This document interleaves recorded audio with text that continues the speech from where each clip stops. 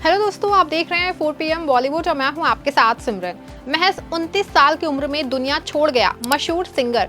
Indian idol के winner की हुई मौत, 20 दिन की नवजात बेटी का नहीं देख पाया चेहरा। पति की मौत से लगा बीवी को सदमा। जी हां, जिस उम्र में सिंगर को अपने परिवार के साथ ज्यादा से ज्यादा वक्त बिताना था, उसी वक्त में वो हमेशा के लिए सबसे दूर चला गया।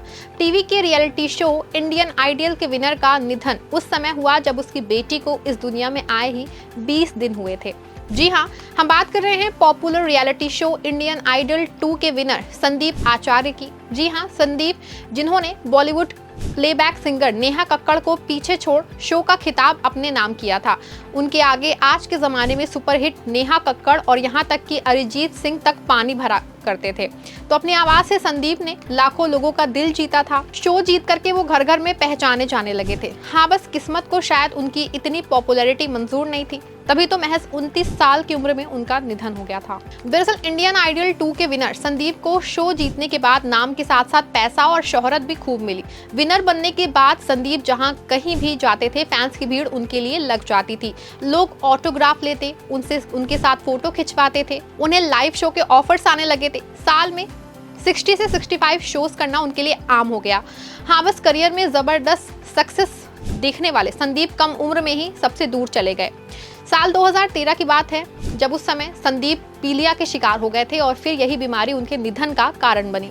पहले बीकानेर और फिर गुड़गांव के एक अस्पताल में उनका इलाज चला, लेकिन संदीप को बचाया नहीं जा सका और 29 साल की उम्र में ही उनकी मौत हो गई। आपको बता दें कि संदीप आचार्य उन लोगों के लिए इंस्पिरेशन थे जो छोटे शहर से माया नगरी आके कुछ बनने के सपने देखते हैं। आखिर संदीप राजस्थान के बीकानेर से जो आते थे, वो 4 भाई बहनों में सबसे छोटे थे। बचपन से ही उन्हें गाने का शौक था।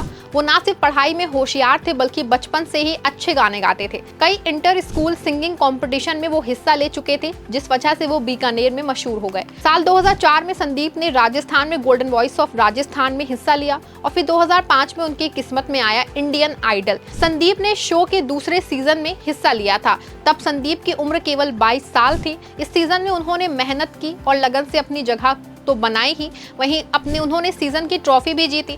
संदीप को प्राइज मनी के तौर पे 1 कार और 1 करोड़ का सिंगिंग कॉन्ट्रैक्ट मिला था। तब राजस्थान के संदीप पूरे देश में मशहूर हो गए थे। गौरतलब है कि संदीप को इंडियन आइडल की वजह से खूब नाम मिला। शो का विनर बनने के संदीप ने कुछ सालों एल्बम्स भी निकाले। इसके बाद शो जलवा फॉर 2 का 1 में वो शामिल हुए। शो में वो सिंगर मीका सिंह की टीम में थे। देश में काम मिलने के साथ साथ उन्हें अमेरिका में भी शोज मिलने लग गए थे। अमेरिका में संदीप को best new Bollywood talented award भी मिला।